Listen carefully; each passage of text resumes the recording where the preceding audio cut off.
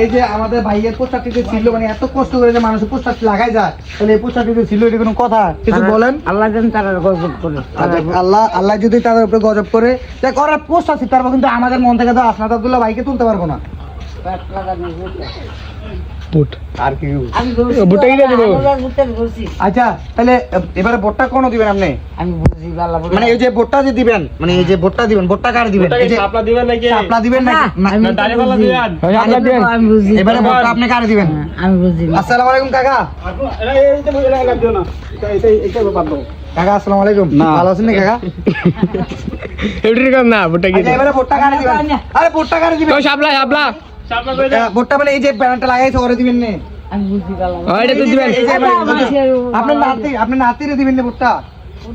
মানে এই যে আসনাদ আব্দুল্লাহ ভাই তো আপনার নাতি, মানে আপনাদের এলাকার যেমন, তাহলে তো আসনাদ আব্দুল্লাহ ভাই আপনাদের নাতি হইব। ইয়াদ দেম নাকি ও তাফাতের মানুষেরা। এটা তো দিবেন তো আপনি কাছে লুকে রে। আমি বুঝি রে। তাহলে মানে ভোট কি জীবন দিবেন না? শাপলা বলো দিবেন, শাপলা বলো।